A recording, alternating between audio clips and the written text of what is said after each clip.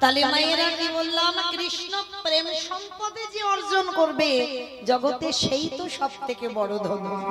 বাচ্চাকে জগতের ধন দেহের সুখ দেবে, আত্মার সুখ দিতে পারবে না।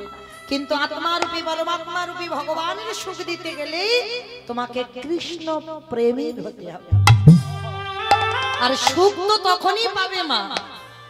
একটা কথা বলি বাবা, এই হরিবাসরে বাবা হাজার হাজার ভক্ত,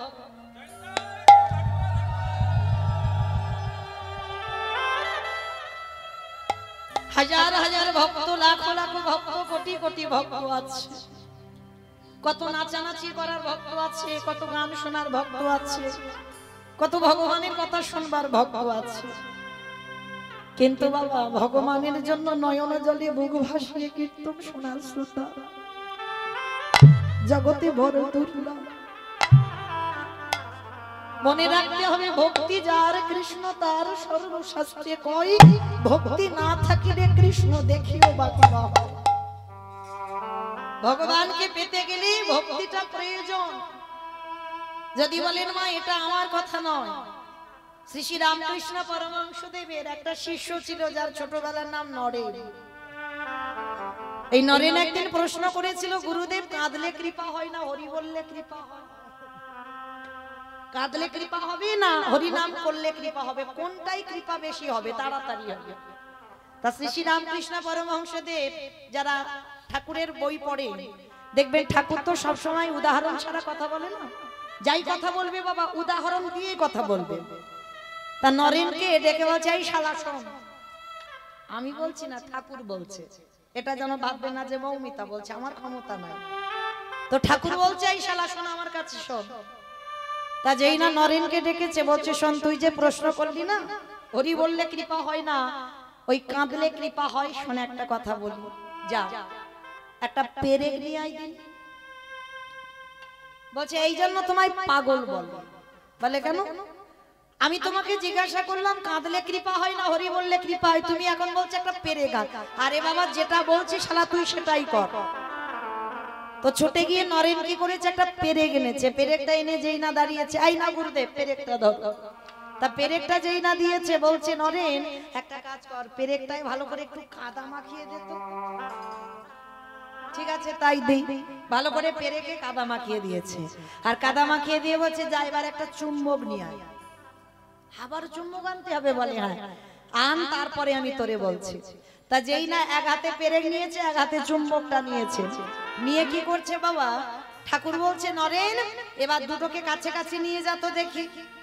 তা যেই না দুটো কাছে কাছে নিয়ে গেছে, হ্যাঁ রে নরেন কে কাকে টানছে?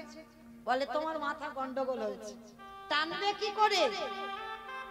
পেরেকে তো কাদা মাখানো আছে, আর কাদা মাখানো থাকলে কি, আচ্ছা ঠিক আছে কাদাটা ধুইয়ে দে।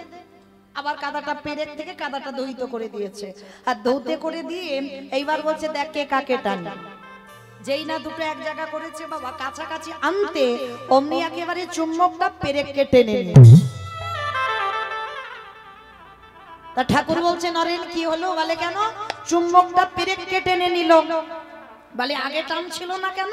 বলে আগে টানবে কি করে পাগল ঠাকুর, আগে তো পেরেকে কাদা মাখানো ছিল, আর কাদাটা যেই না জল দিয়ে ধৌত করে দিলাম সঙ্গে সঙ্গে চুম্বকটা পেরেকে টেনে নিল। বলে বুঝলি না তো? বলে আমি বুঝতে পারছি না, আমি তোমাকে তোমার কাছে জানতে চাইছি কাঁদলে কৃপা হয় না হরি নাম করলে কৃপা হয়। বলে এখনো শালা বুঝলি না?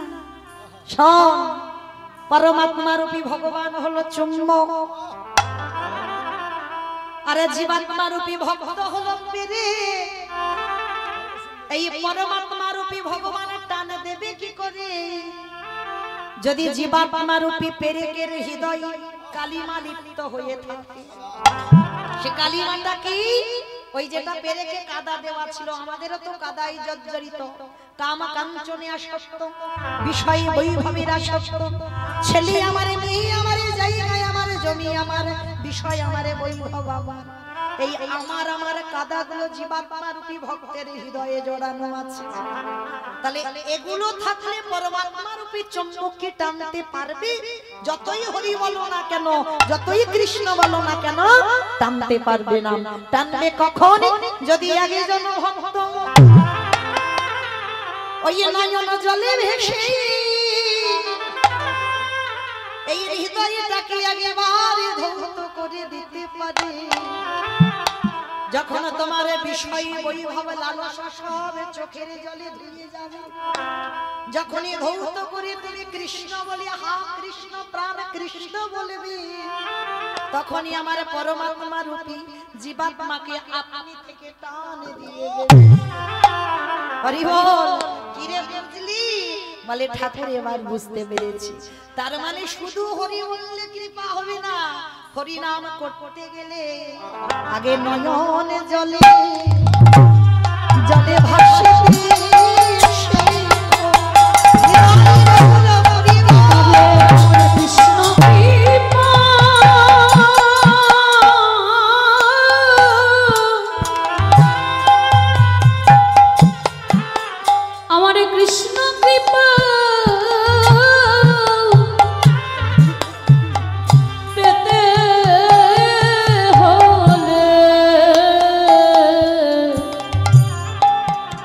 নয়ন জলে ভাসতে শেখো হা কৃষ্ণ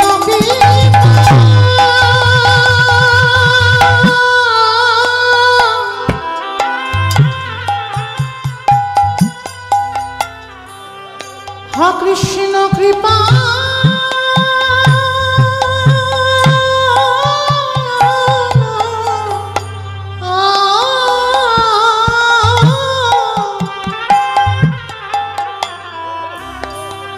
কৃষ্ণ কৃপা কৃপা করো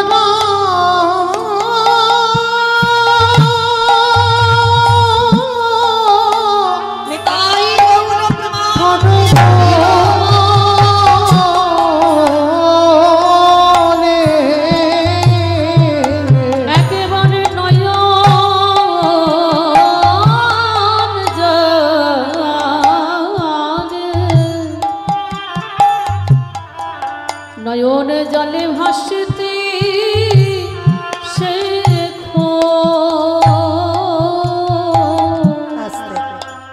তাহলে চলেন আজকে আমরা সবাই যখন একত্রিত হয়েছি, আজকে আমরা সবাই কিছুক্ষণের জন্য যাব শ্রীধাম নদিয়া নবদ্বীপ ধাম। আর সেই শ্রীধাম নদিয়া নবদ্বীপ ধামে গিয়ে দেখব সত্যতে নারায়ণ, ত্রেতাতে রাম, দাপরে কৃষ্ণ, আর কলিযুগে হলেন শ্রীকৃষ্ণ চৈতন্য মহাপ্রভু। নদিয়ার মাটিতে কৃষ্ণ গৌর হয়ে এলো, কিন্তু মায়েরা যে ভগবান সত্যতে রাজা হলো, ত্রেতাতে রাজা হলো, দাপরে রাজা হলো। কলিযুগের মাটিতে কাঙাল হলো কেন? শুধু কাঙাল হলো না বাবা, যাকে দেখতে পাচ্ছে হিন্দু মুসলমান এটাও বিচার করছে না, নিচু জাত উঁচু জাত জাতেরও বিচার করছে না, কে ছোট কে বড় এটাও বিচার করছে না। যাকে দেখতে পাচ্ছি আমার কলিযুগের ভগবান দুটো চরণ ধরে বলছে একবার কৃষ্ণ বল। কেন? তার কিসের অভাব? যিনি বিশ্বের স্রষ্টা মালিক ভগবান, যার কোনো কিছু অভাব নাই, তিনি কেন ধুলাই গড়াগড়ি দেবে? এমনি এমনি নয়। কেন ধুলা মাখছে জানো? মাখার কারণ আছে। কারণটা কি জানো? এই ধুলা মাখছি, এই ঘটনাটা ঘটে গিয়েছিল মা বৃন্দাবনে। একটু মন দিয়ে শুনবেন, কেন ভগবান কলিযুগে কাঙাল হলো আর কেন ভগবান কলিযুগের মাটিতে ধুলায় গড়াগড়ি যাচ্ছে। কারণটা কি জানো? যেদিন আমার বৃন্দাবনে শ্রীমতী রাধারানী অষ্টসখী নিয়ে বসে আছেন, প্রাণ গোবিন্দ আমার গিয়ে রাধারানীকে প্রশ্ন করছে, রাধে একটা কথা বলবো? বলো বধূ, কি কথা? আচ্ছা রাধে, জগতে আমার হাজার হাজার ভক্ত আছে, লাখ লাখ ভক্ত আছে, কোটি কোটি ভক্ত আছে, ভক্তির অভাব নাই। তাহলে এত এত ভক্ত থাকা সত্ত্বেও সবাই তোমায় ভালোবাসে, সবাই তোমায় ডাকে, কিন্তু রাধে তাদের ডাকে আমি সাড়া দিই না। তুমি আর তোমার 8 জন সখী যদি একবার কৃষ্ণ বলো, আমি থাকতে পারি না কেন? বলতে পারবে না? তুমি আমায় কি দিয়ে ডাকো, যেটা দিয়ে ডাকলে আমি থাকতে পারি না? মণিহারা ফণির মতো, ভুজঙ্গহারা ভুজাঙ্গিনীর মতো, উন্মাদের মতো, পাগলের মতো রাধে আমি তোমার চরণে ছুটে আসি। পৃথিবীতে আমার যত কাজ থাকুক না কেন, তুমি যদি একবার প্রাণবধূ বলে ডাকো, আমি থাকতে পারি না কেন? জগতে তো অনেক ভক্ত আছে, কোটি কোটি যুগ ধরে ডাকছে, জনম জনম ধরে ডাকছে, আমি তাদের ডাকে সাড়া দিচ্ছি না, আর তুমি ডাকলে আমি থাকতে পাচ্ছি না কেন? যেই না প্রশ্নটা করেছে, রাধারানী আমার গোবিন্দের কাছে গিয়ে বলছে, বধূ শান্ত হও, আমি বলবো আমি তোমায় কি দিয়ে ডাকি, কিন্তু আমি যে বলবো সেটা বুঝবার মতো বোধগম তোমার এখন হয়নি। রাধে তুমি বলো কি? আমি এতে চংসকলা পুংস কৃষ্ণেস্তু ভগবান স্বয়ং, আমার মধ্যে ঐশ্বর্য বীর্য যশ শ্রী জ্ঞান বৈরাগ্য, আমি ষড়ৈশ্বর্যপূর্ণ ভগবান, আমি 16 কলাই পরিপূর্ণ, অনিমা মহিমা প্রাপ্তি প্রকম্পা লঘিমা ঈপ্সিতা কামাবসিতা স্থিতি ঐশ্বর্য বীর্য যশ স্ত্রী জ্ঞান বৈরাগ্য লীলা কৃপা, এই যে 16 কলাই আমি পরিপূর্ণ, আমি 64 গুণাধিপতি কৃষ্ণ, ষড়ৈশ্বর্য পূর্ণ কৃষ্ণ, আর তুমি কিনা বলছো আমি তোমার মতো নারীর কথা বুঝবো না? রাধারানী হেসে বলছে, বধূ তুমি মনে করছো আমরা 4 আঙুল নারী জাতি, কিন্তু এই নারী যে তোমায় কি দিয়ে ডাকে সেটা তুমি জানো না। জানো বধূ, তোমার মধ্যে অনেক অনেক গুণ থাকতে পারে যেটা কারোর মধ্যে নাই, তোমার মধ্যে তো 4টে বেশি আছে। তুমি 64 গুণাধিপতি কৃষ্ণ, কিন্তু মনে রেখো তোমার 64টা গুণ আছে, কিন্তু তার মধ্যে তোমার একটা গুণ নাই। গোবিন্দ বলছে, রাধে সেটা আবার কি যেটা আমার মধ্যে নাই? আমার সব আছে, আর তুমি কিনা বলছো বৃন্দাবনে নারী হয়ে আমার মধ্যে নাই? বলে না, যতই তুমি আমার সঙ্গে তর্ক করো না কেন, তোমার মধ্যে একটা জিনিস নাই। বলো রাধে সেটা কি? বলে বলবো তো বটে। আচ্ছা বলো তো মা, ভগবান সব থেকে কারে বেশি ভালোবাসে? ভক্ত। বাহ, ভক্তকে সব থেকে বেশি ভালোবাসে। পৃথিবীতে যে যেভাবেই ভালোবাসুক না কেন, ভগবান ভক্তের থেকে বেশি কাউকে ভালোবাসে না। আচ্ছা বলেন তো, ভক্তকে কেন বেশি ভালোবাসলো জানো? এই জন্য কীর্তন শুনতে হয়, অনেক অনেক কিছু জানা যায় একটা ছোট মানুষ হলেও। তাহলে ভগবানের কাছে ভক্ত সব থেকে প্রিয় কেন না? ভক্তের কাছে যে সম্পত্তি আছে সেটা আমার ভগবানের কাছে নাই। যে সম্পত্তি আপনাদের কাছে আছে সেটা ভগবানের কাছে নেই। সেটা কি জানেন? যেটার নাম হলো ভক্তি। ভক্তির কাছে আছে ভক্তি, ওই জন্য তো ভগবান সবসময় ভক্ত সঙ্গ করে। কেন? ওইটা ভগবানের কাছে নেই। 64টা গুণ আছে কিন্তু ভগবানের ভক্তি নাই। যেই না রাধারানী বলেছে, বধূ তোমার সব আছে ভক্তি নাই, ভগবান বিশ্বাস করছে না, অসম্ভব। রাধে তুমি ভুলভাল কথা বলে যাবে, আমার শুনতে হবে আমার ভক্তি আছে। রাধারানী হাসছে আর বলছে, বেশ বধূ আমি মানলাম তোমার ভক্তি আছে। ভক্তি যদি থাকে কই একটু আমার সামনে দাঁড়িয়ে কেঁদে দেখাও তো দেখি। একবার ওখানে দাঁড়িয়ে কেঁদে দেখাও। গোবিন্দ আমার করজোর করে বলছে, রাধে এইটা তো কোনোদিন আমি গুরু ধরে শিখিনি। বলে, বধূ নয়ন জল ফেলতে গেলে গুরু ধরতে লাগে। হৃদয়ে যদি ভক্তি থাকে আপনি থেকে তুমি দাঁড়িয়ে দাঁড়িয়ে কাঁদতে, কারণ তোমার তো ওটা নেই, তো তুমি কি করে পারবে? রাধে তুমি বলছো আমার মধ্যে ভক্তি নাই, না তুমি যতই আমাকে বলো না কেন বধূ তোমার ভক্তি নাই। ওই জন্য তুমি বুঝতে পারছো না, এই রাধারানী তোমাকে একবার যদি ডাকে তুমি পৃথিবীর যেখানে থাকো তুমি পাগলের মতো ছুটে আসো। আচ্ছা রাধে, বেশ, আমার মধ্যে যখন সব আছে, আমার মধ্যে যখন ভক্তিটা নেই, বলো রাধে আমি কোথায় গেলে ভক্তি পাবো? যাবে বধূ? আমি যেখানে যেতে বলবো তুমি যাবে? যাবে। বলো রাধে কোথায় যেতে হবে? আমি কি করলে ভক্তি পাবো? বলে যেখানে সেখানে গেলে হবে না, তোমাকে যেতে হবে নিষ্কিঞ্চন বৈষ্ণবের চরণে। এই নিষ্কিঞ্চন বৈষ্ণব বাবা জগতে দুর্লভ। বৈষ্ণব অনেক আছে, নিষ্কিঞ্চন বৈষ্ণব বলছে রাধারানী। ত্রিনাদপি শুনিয়েছিল তরণী বসহিষ্ণু না অমানি না মানদেন কীর্তনীয় সদা। রাধারানী বলছে একটা নিষ্কিঞ্চন বৈষ্ণব পেলে তার পদধূলাটা নাও বধূ, আর নিলেই দেখবে তোমার হৃদয় ভক্তি আসে। রাধে আমি ধরবো ভক্তের পায়ে। বলে হ্যাঁ বধূ, ভক্তের পায়ে না ধরলে ভক্তি তো আসবে না। ভগবান বারবার বলছে যদি ভগবানের কৃপা পেতে চাও আগে ভক্তের চরণে লুটিয়ে পড়ো। শুধু লুটিয়ে পড়লে হবে না, ভক্তের পদ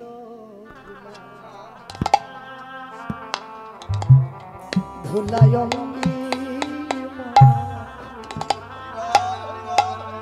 হে বৈষ্ণবে কৃপা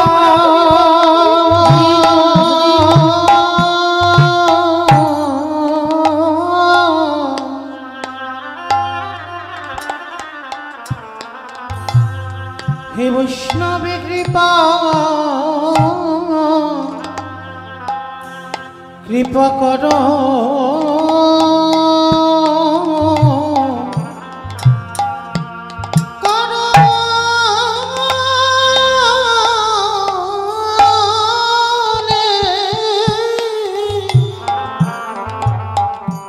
ভক্তির পদ ধুলা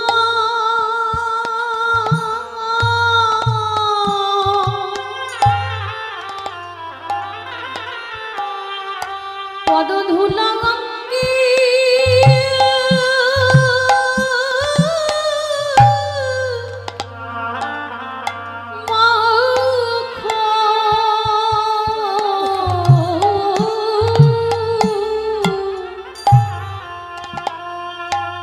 হে বৈষ্ণব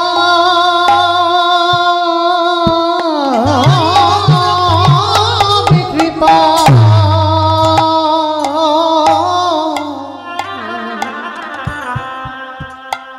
কৃপা করো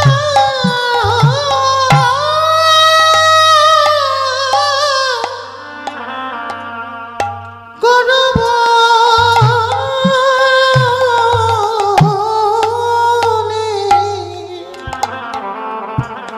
একবার ভক্তের পদ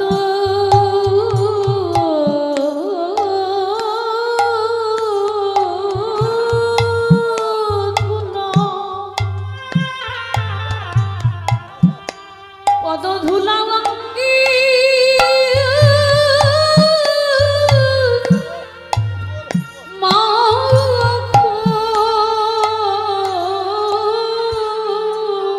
গোবিন্দ আমার মনে মনে ভাবছে ভক্তির পায়ে তুলা নিতে হবে, যেমন তেমন ভক্ত হলে হবে না মা।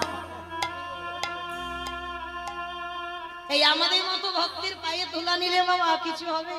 আমাদের মানে আপনাদের বলছি না মা, আমি আমার এই সম্প্রদায়, আমাদের মতো ভক্তির পায়ে তুলা নিলে কিছু হবে না। এ জগতে নিষ্কিঞ্চন বৈষ্ণব পেলে তার পদধূলা অঙ্গে মাখো। গোবিন্দ আমার সারা বৃন্দাবন ঘুরে বেড়াচ্ছে, একজন নিষ্কিঞ্চন বৈষ্ণব পাচ্ছে না,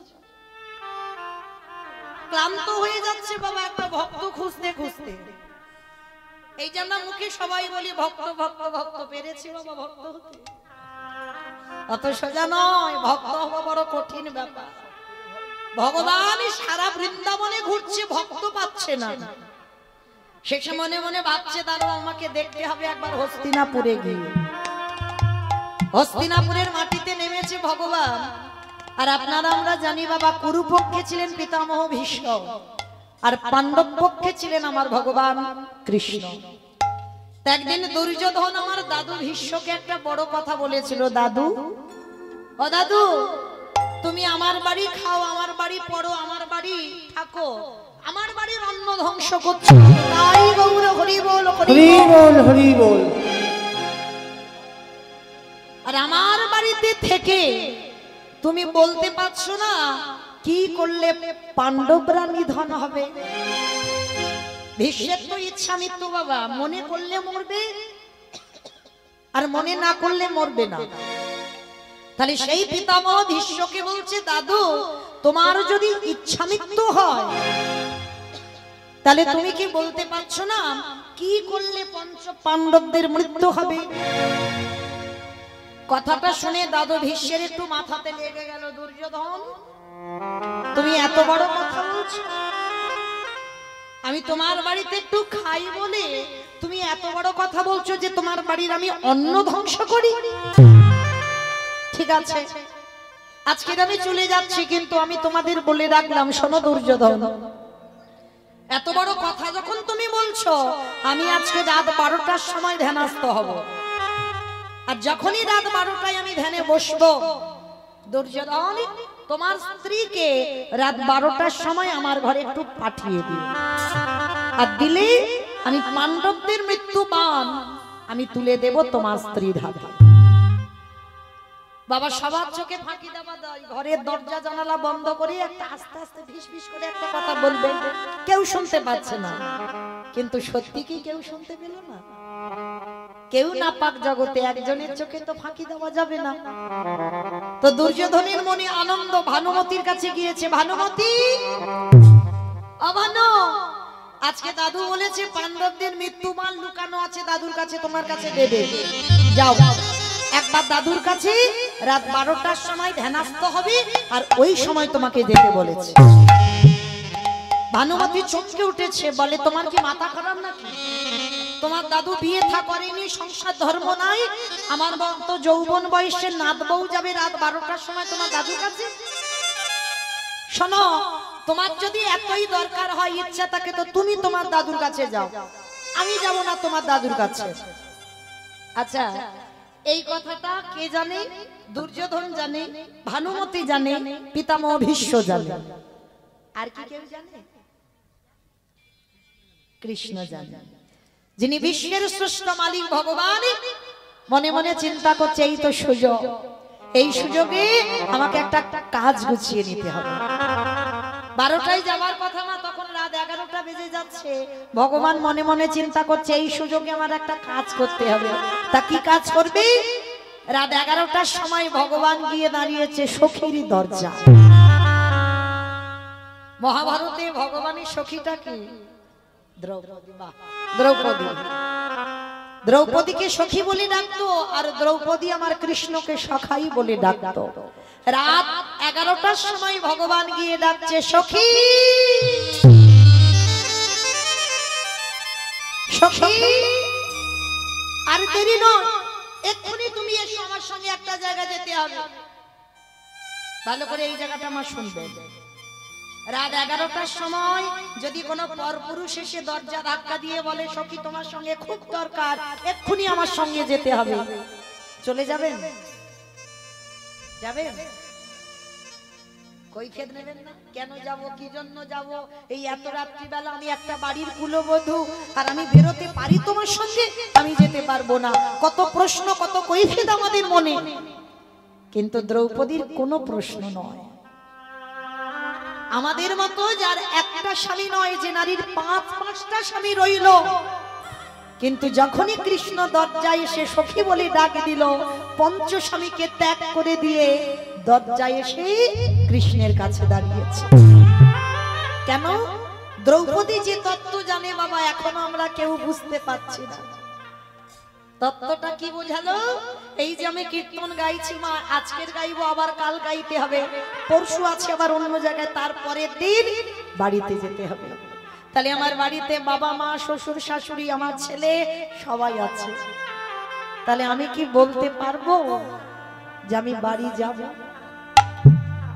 বলা যাবে না যে আমি বাড়ি যাব পরশু? কত সোজা নয়। এই কীর্তন গাইতে গাইতে এক্ষুনি যদি বাঁশি বাজিয়ে বলে মৌমিতা আর তোর গাইতে হবে না, তুই চল আমার সঙ্গে, গাইতে পারবো কীর্তন? তাহলে যে তত্ত্বটা আপনারা আমরা বুঝছি না, সেই তত্ত্ব দ্রৌপদী বুঝেছিল।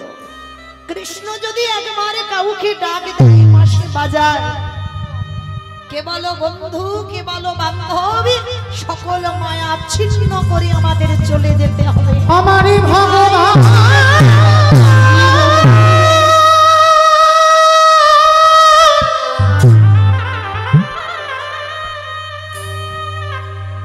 যেদিন নাম ধরে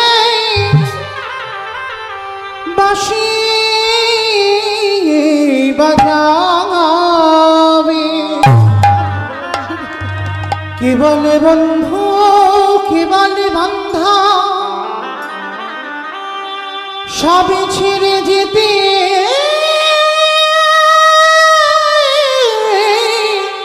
হবে। ভগবান সখীর হাতটা ধরে বলছে, সখী কোনো কথা নয়, চলো এক্ষুনি একটা জায়গা যেতে হবে, তবে একটা ঘোমটাটা একটু টেনে দাও। তুমি যাচ্ছ না, যাচ্ছে দুর্যোধনের স্ত্রী ভানুমতি। আর শোনো শোনো, তুমি এমন করে কণ্ঠটা বের করবে যেন কণ্ঠের আওয়াজটা ভানুমতির মতো হয়।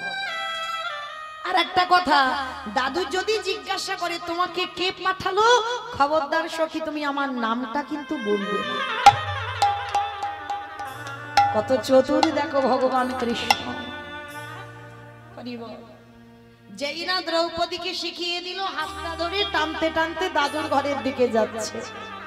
আর আগেকার দিনে একটা জুতো ছিল, ওই কাঠের জুতো, আওয়াজ হয় না, খট খট আওয়াজ হচ্ছে। ভগবান বলছে, সখী একটা কাজ করো, তোমার ওই জুতো জোড়া ওখানটাই খুলে দাও, দরজায় খুলে রেখে খালি পায়ে যাও। কারণ তোমার ওই জুতোর যদি আওয়াজ হয় না, তাহলে দেখবে দাদুর ধ্যান ভেঙে যাবে। আর যদি তাকিয়ে দেখতে পাই তুমি, তাহলে আর কোনো কাজ হবে না। জুতো জোড়া খুলে দাও। ঠিক আছে সখা, তুমি যখন বলছো আমি জুতো জোড়া খুলে যাচ্ছি। জুতো জোড়া খুলে বলছে, সখা আমার জুতো জোড়া এখানে রইলো, তুমি একটু মনে বসে থেকো, আমার জুতো জোড়া যেন কেউ নিয়ে চলে না যায়। ভগবান অপলক নয়নে দ্রৌপদীর পানে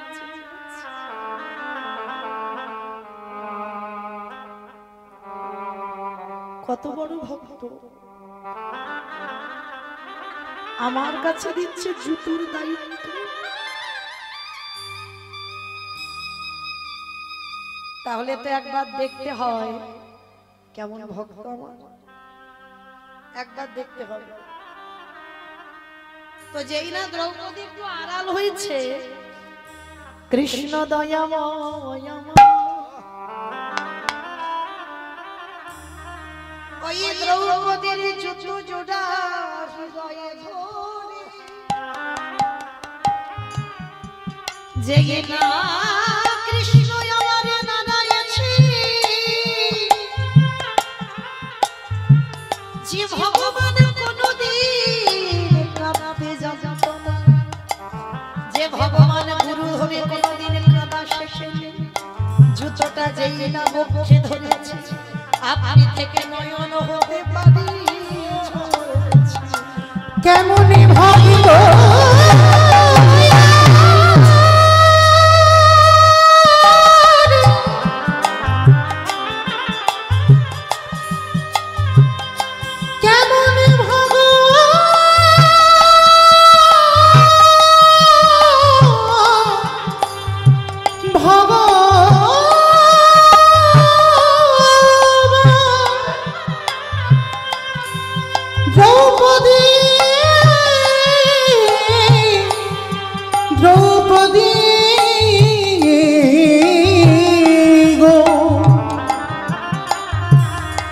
এই জগতে সবাই আমায় ভালোবাসে,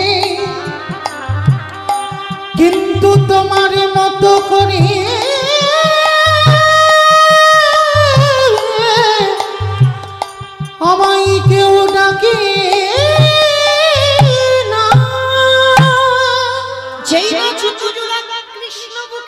বলছে যে কাঁদতে কোনোদিন শেখেনি, কোনোদিন কৃষ্ণ কাঁদতে পারত না, আপনি থেকে দাঁড়িয়ে দাঁড়িয়ে কাঁদছে।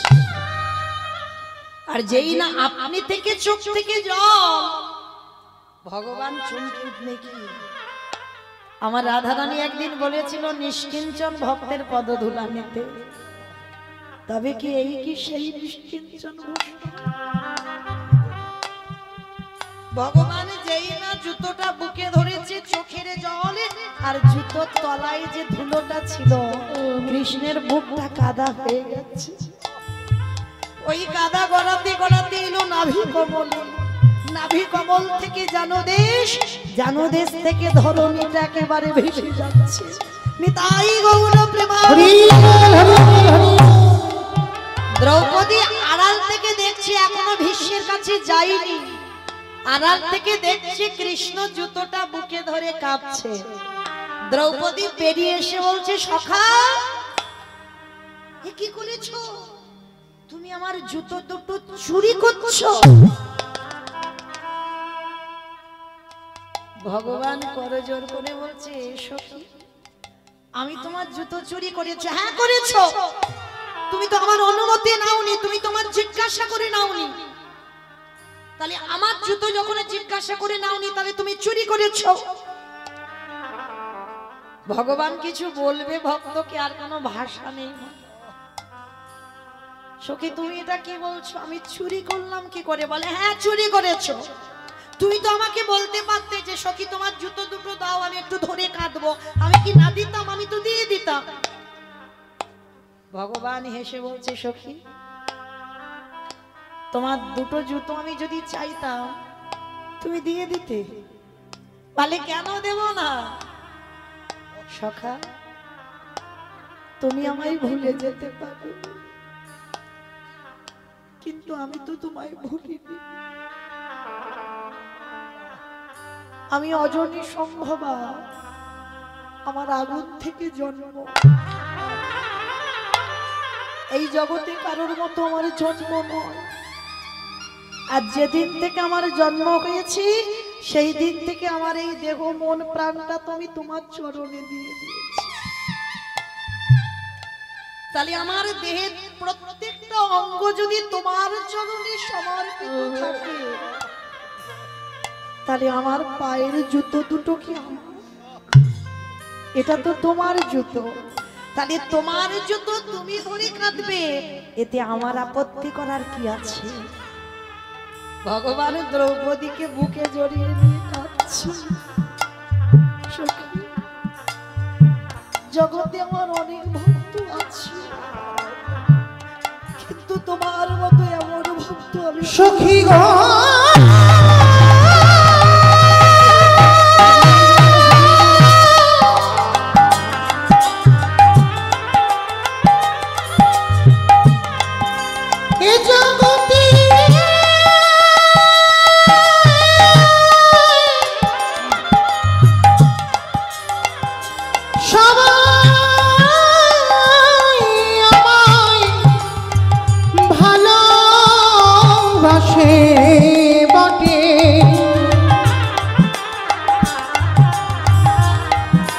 কিন্তু এ জগতে তোমার মতো করি নয়ন জলে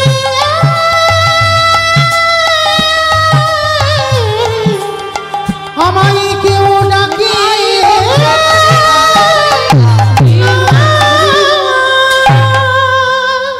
আমি ভক্ত বড়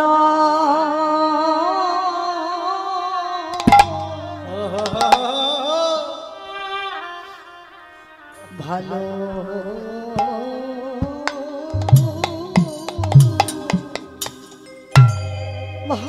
ভালোবাসি, তাই তো ভক্ত চরণ। নিতাই গৌর হরি বল, হরি বল, হরি বল। ও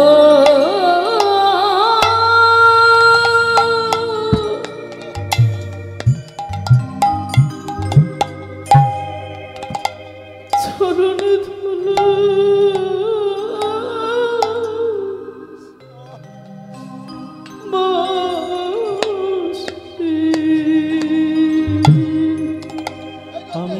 ভক্ত বড়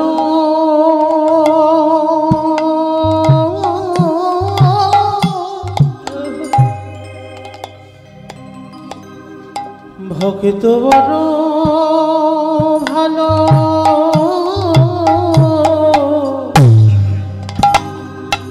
বাসি তাই তো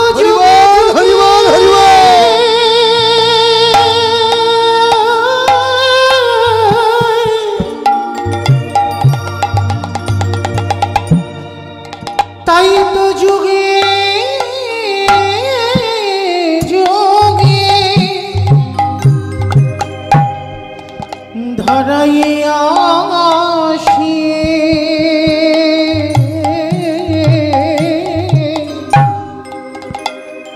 আমি যে ভক্ত বড়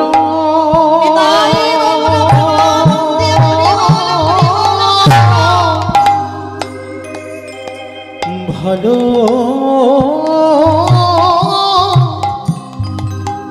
ভালো বাসি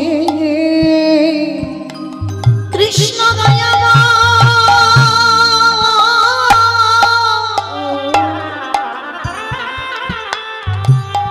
দ্রৌপদীকে ধরে বললেন সখী গো,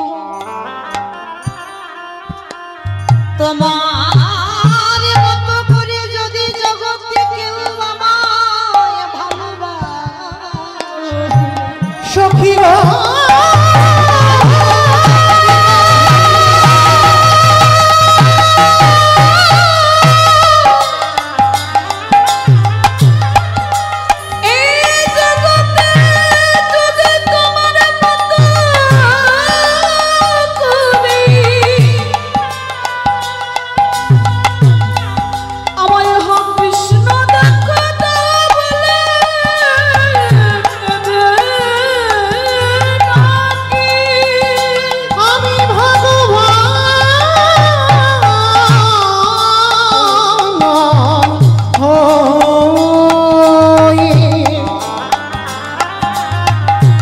সেই ভক্তের হৃদয় ঘটে চিরজীবন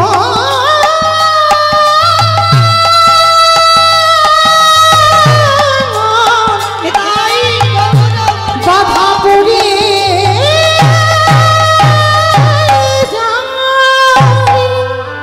ভগবান দ্রৌপদীকে ধরে বলছে সখী তুমি আমায় এতটাই ভালোবাসো, তোমার চরণের জুতো আমার মাথায় দিতে যাচ্ছে না।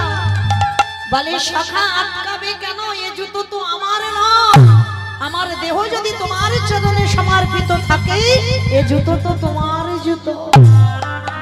তুলে দিল কৃষ্ণের মাথায়, আর দাঁড়িয়ে দাঁড়িয়ে ভগবান কাঁদছে, মনে মনে ভাবলো তার মানে রাধারানী আমায় ঠিক কথা বলেছিল, ভক্তি যদি অর্জন করতে হয় আগে ভক্ত পদধূলা অঙ্গে মাখতে হবে। নিতাই হরি বল হরি বল হরি বল।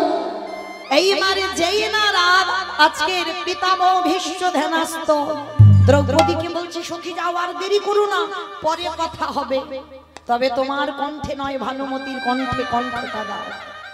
এইবার কৃষ্ণের কাছ থেকে বিদায় নিয়ে যেই না ভানুমতির কণ্ঠটা বের করেছে, ভীষ্ম ধ্যানস্থ অবস্থায় মাথায় আশীর্বাদটা তুলে দিল, তোমার শীতের সিঁদুর হাতের শাখা অক্ষয় থাকবে।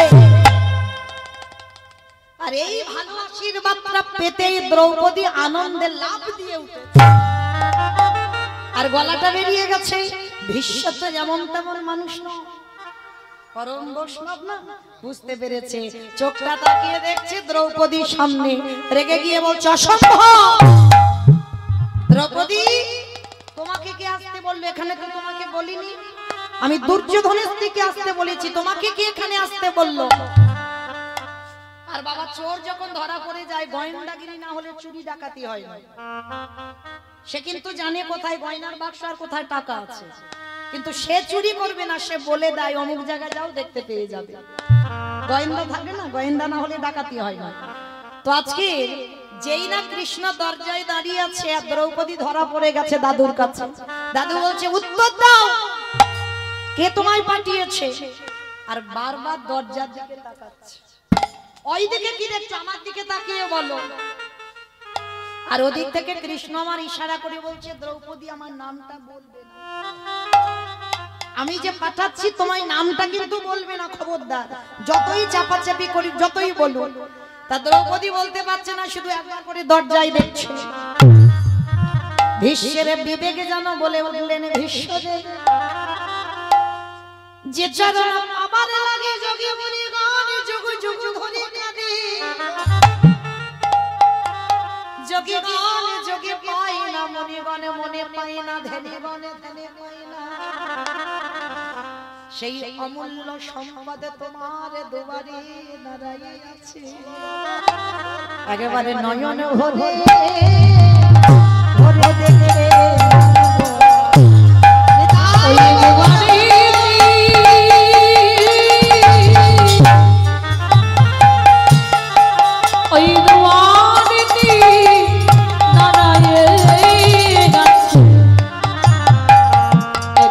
নয়নে ভরে দেখে না গো। বিবেক বলছে কেউ দরজায় এসেছে। এইবার ভীষ্ম ধীরে ধীরে দরজার কাছে গেছে, গিয়ে দেখে না আড়ালে কৃষ্ণই আমার দাঁড়ায় আছে। ভীষ্ম গিয়ে বলছে, কি রে, আমার দরজা তো খোলাই ছিল, তা দ্রৌপদীকে পাঠালি আর তুই ভিতরে গেলি না, বাইরে দাঁড়িয়ে আছিস। কৃষ্ণ দয়াময় মৃদু হেসে বললেন, ভীষ্মদেব আমি শুধু তোমার দরজার ধারে নয়, এই জগতে সবার দরজার ধারে আমি দাঁড়িয়ে আছি। সবার দরজায় কৃষ্ণ দাঁড়িয়ে আছে। কোন দরজা? ওই যে ইট বালি সিমেন্টে গাঁথা ঘর, ওই যে শালকাঠের দরজা, ওই দরজা না, রক্ত মাংসে দেহে গড়া ঘর। এই ঘরে পরমাত্মা রূপী ভগবান বাম দিকে বসে আছে। এটাই তো কৃষ্ণ। কৃষ্ণ আছে বলে দেহের এত গরম, কৃষ্ণ আছে বলে দেহের এত সাজগো। যেদিন এই কৃষ্ণ দয়াময় চলে যাবে, যেদিন তোমার হৃদয়ে ভব ভব আওয়াজ বন্ধ হবে, কেবল বন্ধু কেবল বন্ধ, সকল মায়া ছেড়ে তোমায় চলে যেতে হবে। তাহলে কৃষ্ণ তোমার ঘরের দরজায় দাঁড়িয়ে আছে, ডাকার মতো ডাকো। যদি একবার ডাকার মতো ডাকাতে পারো, আমারে আমারে ভগবান পৃথিবীর যে প্রান্তে থাকুক না কেন, যদি নয়ন জলে ঠিক ঠিক ডাকার মতো ডাকতে পারো, এ জন্মে যদি নাই বা হয়, এর পরের জন্মে যদি নাই বা হয়, তার পরের জন্মে যদি নাই বা হয়, সাধিতে সাধিতে যদি কৃষ্ণ কৃপা করে, এ জন্মে না হয়, জন্ম জন্মান্তরে যদি ডাকার মতো ডাকতে পারো, ভগবান কি থাকতে পারে? যদি ডাকার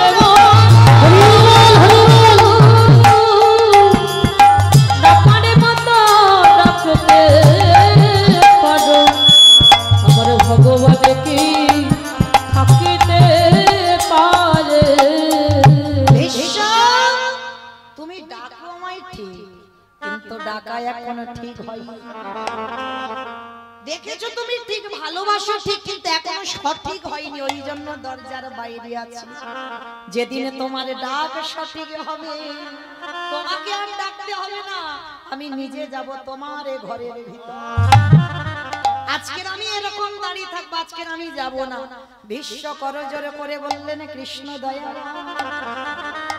আজকে যেমন আসিস নি, কোনদিন আসতে হবে না, কিন্তু কথা দে যেদিন আমার নিদানের সময় হবে,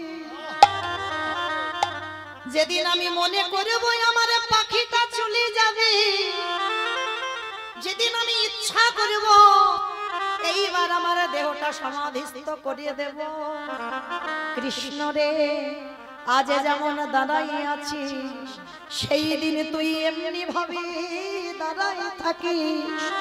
আমার পাখিখানা যাবার কালে তোরে ওই যে ভুবন মঙ্গল বদন খানা আমার প্রাণ পাখি চলে যাবার কালে যেন কৃষ্ণ তোর ওই রূপে দেখে যেতে পারে সেদিন দাদা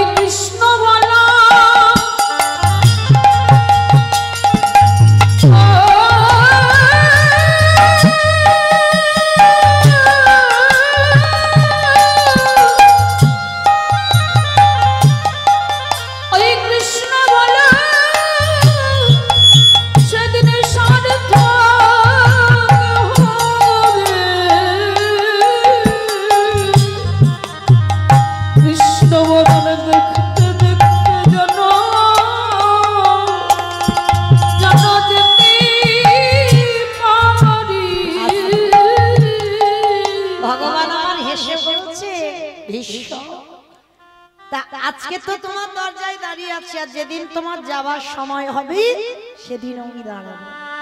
আচ্ছা বলো তো ভীষ্ম, তুমি আমায় কোন রূপ দেখতে চাও? এই জায়গাটা মা খুব ভালো করে শুনবেন। ভগবান ভীষ্মকে বলছে বলো যাবার সময় তুমি কোন রূপ আমায় দেখবে? বৃন্দাবনের কৃষ্ণ না মথুরার কৃষ্ণ না দ্বারকার কৃষ্ণ? ভগবানের তো একটা ভাব আছে, বলো তুমি কোন ভাবে দেখতে চাও? ভীষ্ম কেঁদে বলল কৃষ্ণ দয়াময়, আমি বৃন্দাবনের কৃষ্ণ রূপে তোমায় দেখতে চাই না, আমি মথুরার কৃষ্ণ রূপে তোমায় দেখতে চাই না, আমি দ্বারকার কৃষ্ণ রূপে তোমায় দেখতে চাই না। ও মা, এই জগতে যত যত ভক্ত আছে সবাই তো চায় আমার বৃন্দাবনের কৃষ্ণ রূপটা দেখতে। কি মা, বৃন্দাবনের যে ভুবন ভোলানো রূপ, গোপবেশ্বর বেণুকর নবকৈশোর নটবর, সেই রূপটা সবাই দেখতে চায়। আর ভীষ্ম তুমি বলছো ওই রূপগুলো দেখবি না, তাহলে কোন রূপ দেখবে? ও হে কৃষ্ণ দয়াময়, একান্ত যদি তুমি তোমার রূপে দেখাতে চাও, তুমি আমাকে সেই রূপে দেখা দেবে। কোন রূপ? কুরুক্ষেত্রের রণাঙ্গনে অর্জুনের সারথি হয়ে যেমন দাঁড়াইছিলেন। ভগবান হেসে উঠেছে, ভীষ্ম তুমি ওই রূপ কেন দেখবে? রণক্ষেত্রে রণাঙ্গনের রূপ, ওই রূপ তোমায় ভালো লাগলো কেন? হে কৃষ্ণ দয়াময়, আমি ওই রূপটা কেন দেখতে চাইছি জানো? সত্য যুগে দেখেছি ভক্ত ভগবানের পদ ধরে কাঁদছে, ত্রেতা যুগে দেখেছি ভক্ত ভগবানের পদ ধরে কাঁদছে, দাপরিতে কত জনে দেখলাম ভগবানের চরণ ধরে কাঁদছে, আবার কলি যুগে কত ভক্ত ভগবানের চরণ ধরে কাঁদছে। কিন্তু কুরুক্ষেত্রের মাঠে যদি কেউ হৃদয় দিয়ে ওই রূপটা দর্শন করতে পারে, অর্জুন বসে আছে রথের উপরে, ভগবান তার নিচে দাঁড়ায় আছে ঘোড়ার লাগামে ধরে, দেখে কি মনে হয় জানো? ভক্ত ভগবানে গে আজ ভক্তির চরণ আমি এমন রূপ তো কবু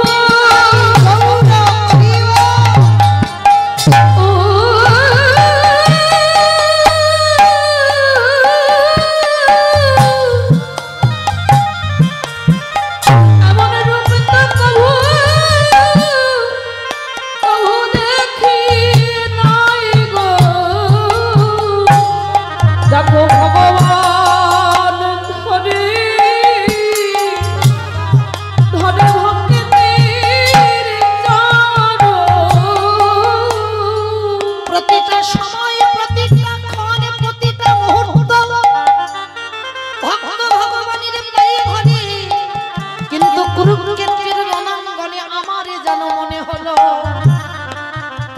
অর্জুনের ভক্তের নিচে যেন তুমি বসেই আছো। কেন? তুমি জগৎকে দেখিয়ে দিলে আমি ভক্ত বড় বড় ভালোবাসি। আমি ভক্তির লাগি হরি বল হরি বল।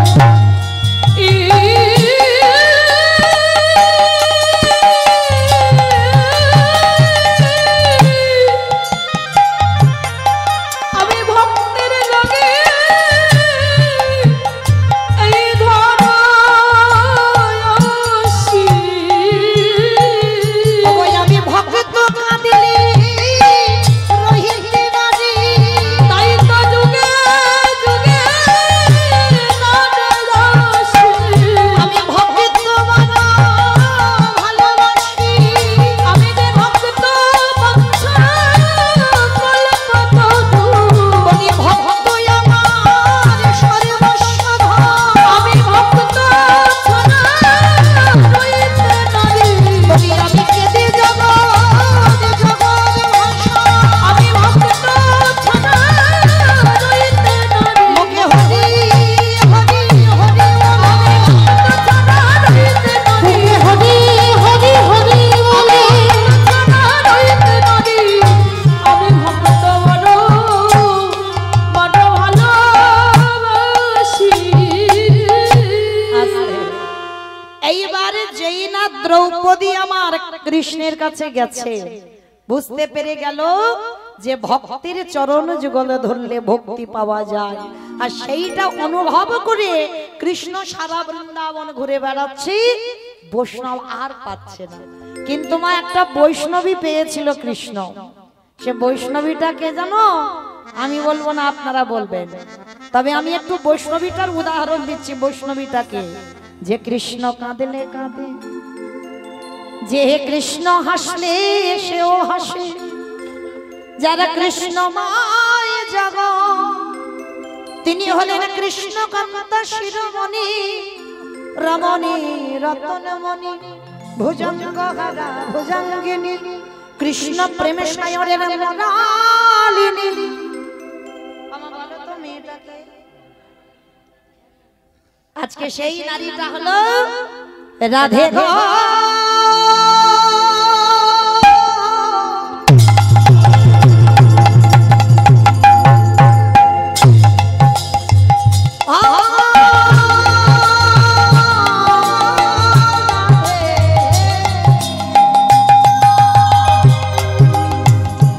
রাধে গো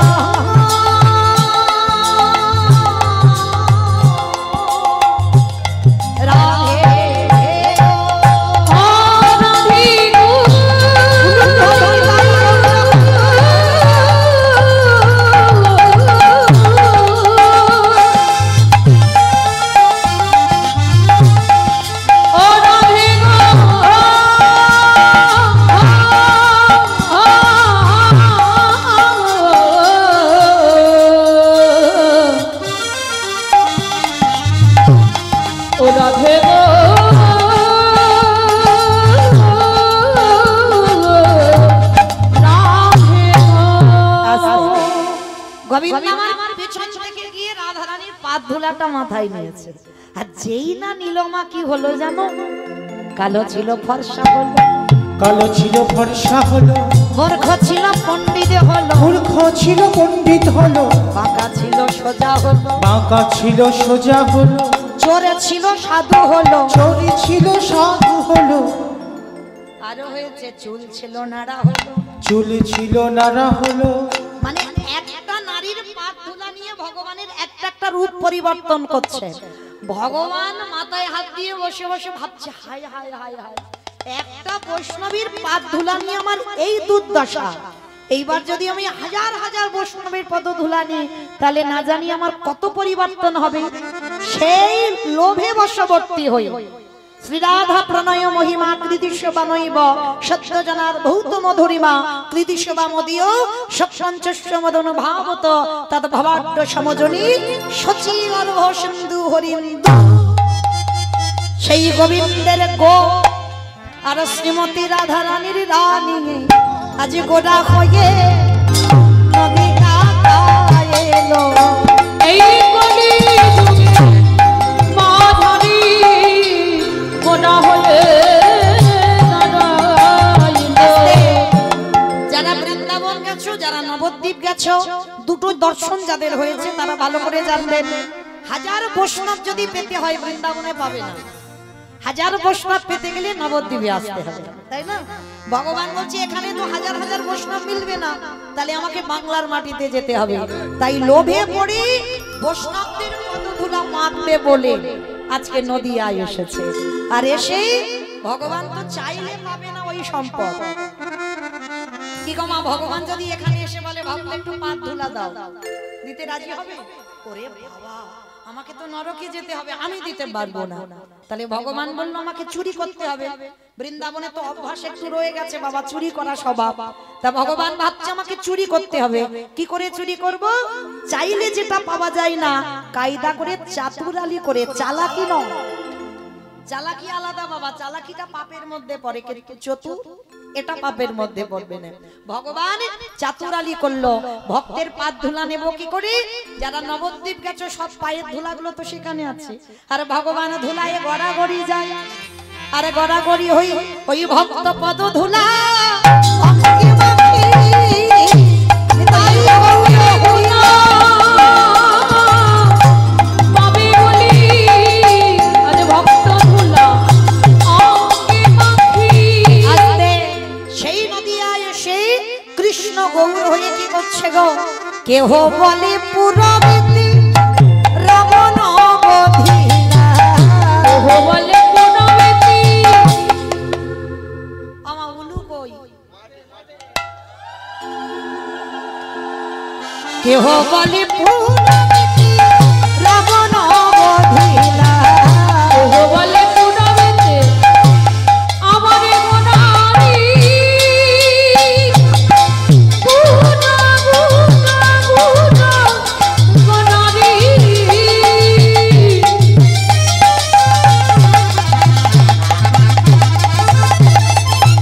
গোনা গোনা গোনা গোনারি, গুনা গোনারি।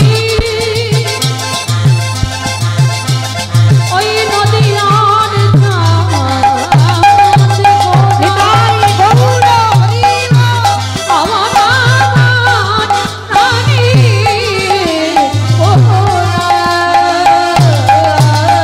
হরি কেহ বলে পুরবতী রাবণ বধিলা, আজি গোলকের বৈভব লীলা প্রকাশ করিলা, এই গোলকের বৈভব লীলা প্রকাশ করিলা। ওই গোলকের বৈভব লীলা প্রকাশ করিলা, শ্রী রাধারে ভাবে গোটাই অবতার, শ্রী রাধার ভাবে গোটা বাবুতা, হরি শ্রী রাধারে ভাবিবে গোটাই অবতার, ওই শ্রী রাধার ভাবে গোটা বাবুতা।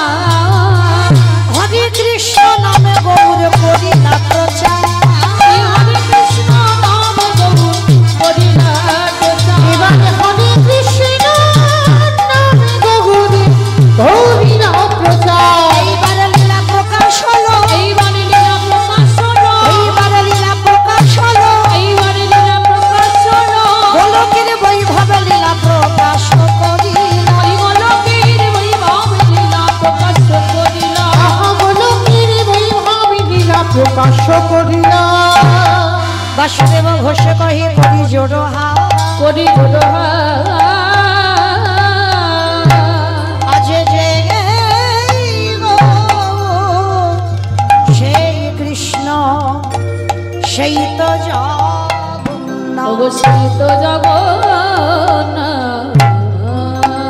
আহা বাসুদেব ঘোষে আহে এইবারে লীলা প্রকাশে হলো, বাসুদেব ঘোষে जागी বাসুদেব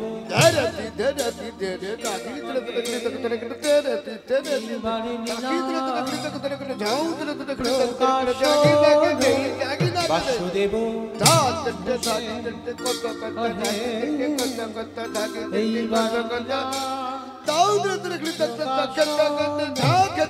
বাসুদেব হোশে কহে এইবার লীলা প্রকাশ শোনো বাসুদেব হোশে কহে এইবার লীলা প্রকাশ হলো বাসুদেব ঘোষে তাই প্রকাশ হলো বাসুদেব ঘোষে কহে এইবার লীলার প্রকাশ হলো রে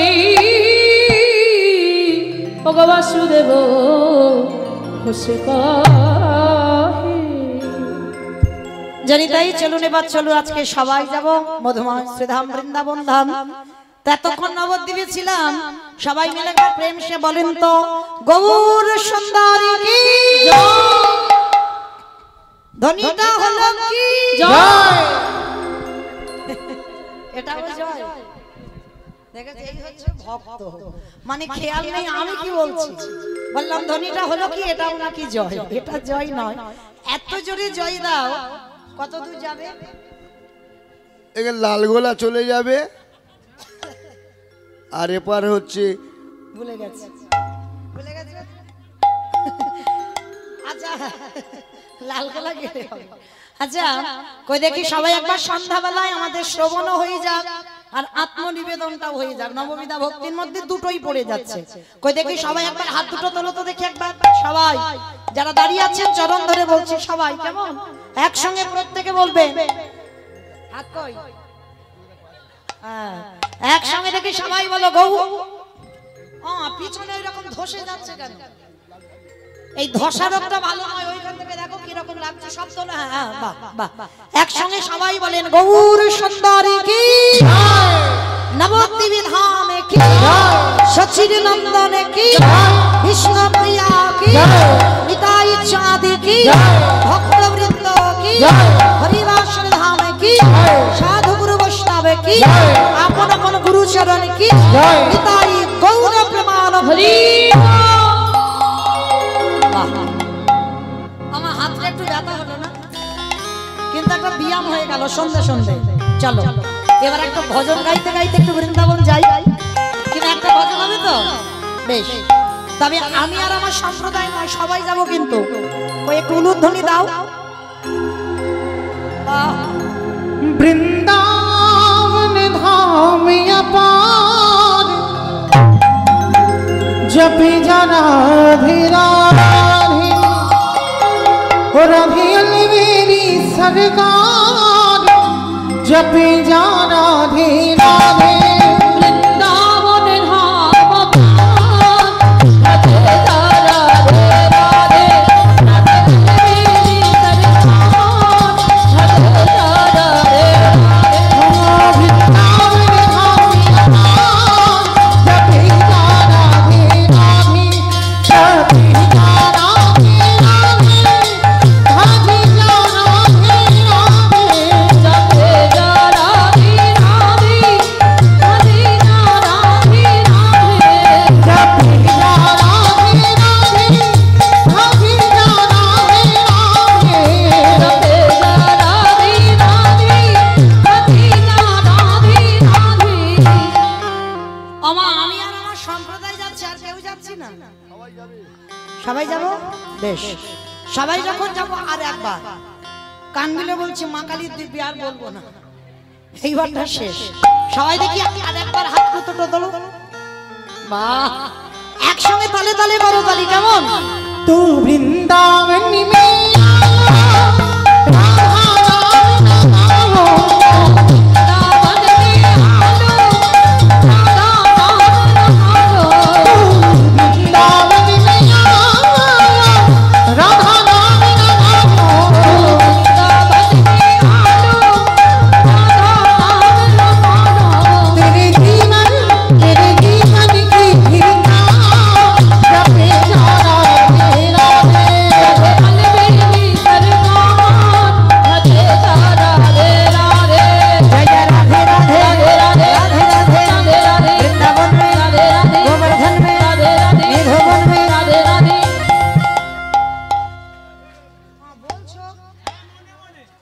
মনে মনে বলছো?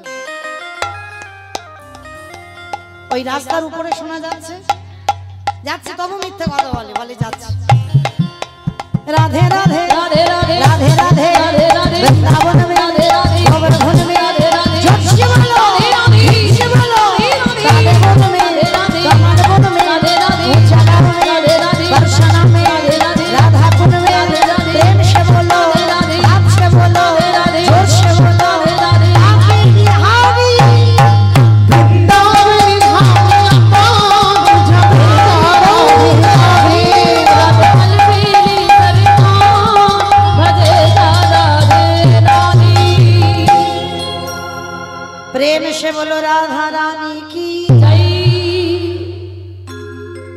মানে রাস্তায় গেল, কখনো যায়নি, ওই আওয়াজে রাস্তায় যায়নি, একটু জোরে। আচ্ছা মা, এইটা মুর্শিদাবাদ তো? আচ্ছা, এই মুর্শিদাবাদে শাশুড়ি বৌমাতে ঝগড়া টগড়া হয়? হয়, বাহ, মানে সত্যবাদী যুধিষ্ঠির হয়, বেশ। তাহলে এই যে শাশুড়ি বৌমাতে ঝগড়া হলে যে গলাটা বার হয়, একটু বের করো তোমা দেখি।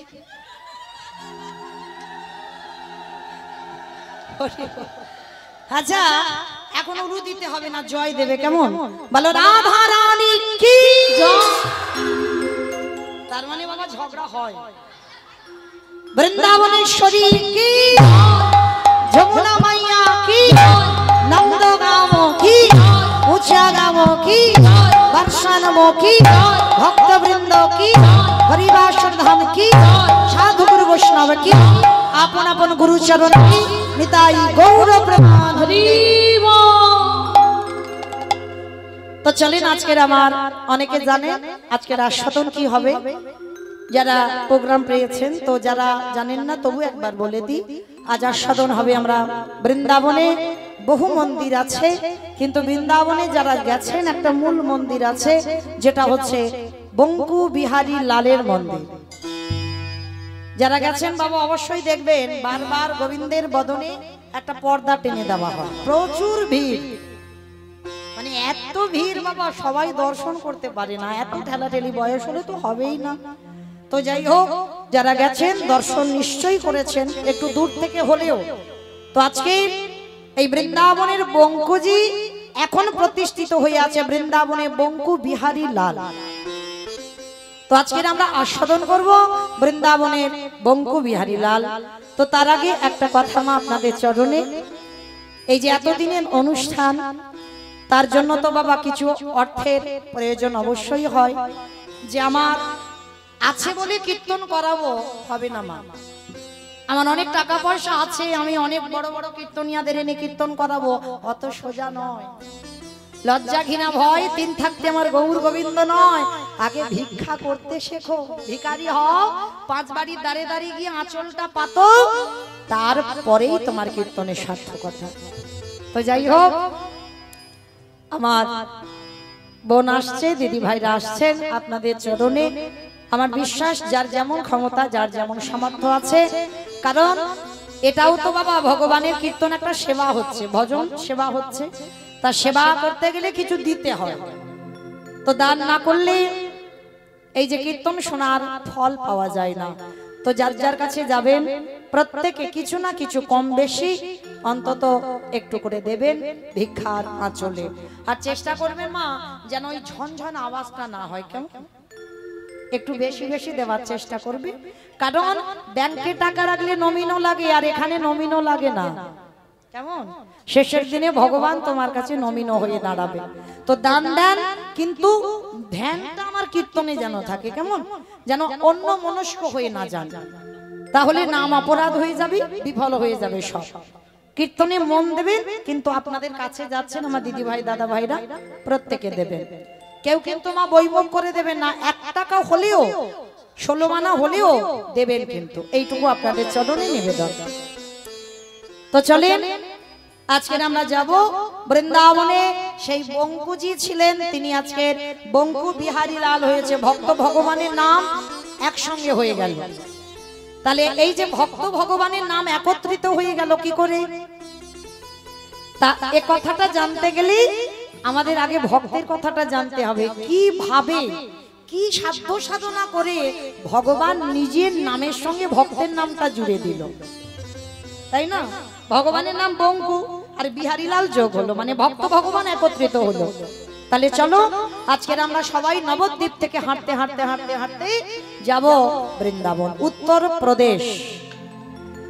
আর এই উত্তর প্রদেশে এক টানা যাওয়া যায় না বাবা, নবদ্বীপ থেকে একটুখানি রাস্তা নয়। আর লীলাটা আজকেকার লীলা নয়, বহু দিনের লীলা। তা এত দিনের লীলা, তখনকার দিনে তো কোনো গাড়ি ঘোড়া ছিল না, পায়ে হেঁটে। আর রাজরাজারা যেত পালকিতে করে, তো আমাদের তো আর পালকি টালকি নেই, পায়ে হেঁটে যেতে হবে। তাহলে নবদ্বীপ থেকে যাচ্ছি উত্তর প্রদেশ। যেতে যেতে ভক্তদের নিয়ে আমি ক্লান্ত, আর ক্লান্ত হয়ে একটা জায়গায় দাঁড়ালাম, যে জায়গাটা হলো বর্ধমান কাটোয়া কাঞ্চননগর গ্রাম। তবে মা এখনো বৃন্দাবনে যাইনি, কিন্তু যাব।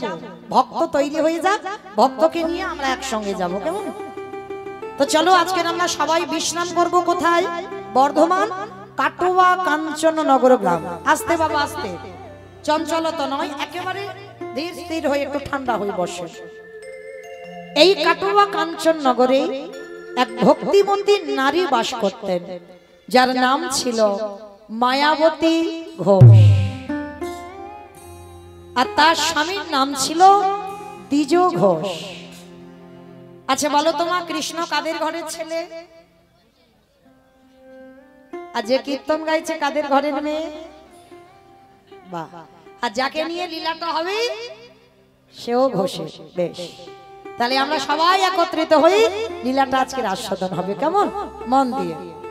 তা মায়াবতী আর দ্বিজ ঘোষ এরা ছিল বাবা প্রসাদ ভোজী। ভগবানকে দিয়ে প্রসাদ পেত, প্রতিনিয়ত ভিক্ষা করে যা জুটত সেটা গোবিন্দকে দিয়ে প্রসাদ পেত। একদিন মায়াবতী স্বামীর দুটো চরণ ধরে, যে নারী জীবনে কোনোদিন কিছু চাইনি আজকে চাইছে, স্বামীর দুটো চরণ ধরে বলছে, স্বামী একটা কথা বলবো। কি কথা গো মায়া? আচ্ছা আমি তো জীবনে তোমার কাছে কিছু চাইনি, আজ আমি তোমার কাছে কিছু চাইবো, তুমি দেবে? সে কি গো, এত বৎসর আমাদের সংসার হয়ে গেল, তুমি তো কোনোদিন আমার কাছে কিছু চাওনি, আজকে কি এমন প্রয়োজন পড়লো আমার কাছে চাইছো? না তুমি আগে বলো, আমি চাইলে দেবে। আরে বাবা, যদি দেওয়ার মতো হয় তো দেব, বলো কি চাও? স্বামী আমার জন্য নয়, তোমার জন্যও নয়। যা বাবা, এখন সংসারে তুমি আর আমি ছাড়া তো কেউ নেই, তাহলে তুমি কার জন্য চাইছো? স্বামী আমার খুব ভয় হয়। ভয়? এত বৎসর পর আবার তোমার কিসের ভয় হয়? না আমার তোমার জন্য ভয় নয়। কিসের ভয় জানো? আমি আছি, আমার প্রভুর সেবা হচ্ছে। আমি যদি চলে যাই পৃথিবী থেকে, তুমি যদি থাকো তুমি সেবা দেবে, কিন্তু যেদিন আমরা দুই লোকে কেউ থাকবো না, আমার এই রাধা মাধবের সেবা দেবে কে গো? আমরা দুজন চলে গেলে আমার প্রভু কি উপবাসে থাকবে? চুপ করো, চুপ করো। ছি ছি ছি ছি ছি। মায়া, এত কিছু জগতে চাইবার ছিল, তুমি চাইতে পারলে না, তুমি আমার কাছে সন্তান চাইছো। স্বামী ভুল বুঝো না, আমি তো কোনোদিন আমার জন্য কিছু চাইনি, তোমার জন্য চাইনি। আমার শুধু মনে হলো আমার অবর্তমানে আমার প্রভু সেবা দেবে কে? আমি তো আমার প্রভুর জন্য চেয়েছি, আমার জন্য নয়। চুপ করো মায়া। সন্তান সুখ দিতে পারে না, ওদের কাছ থেকে শুধু জ্বালা অশান্তি ছাড়া তুমি জীবনে কিছু পাবে না।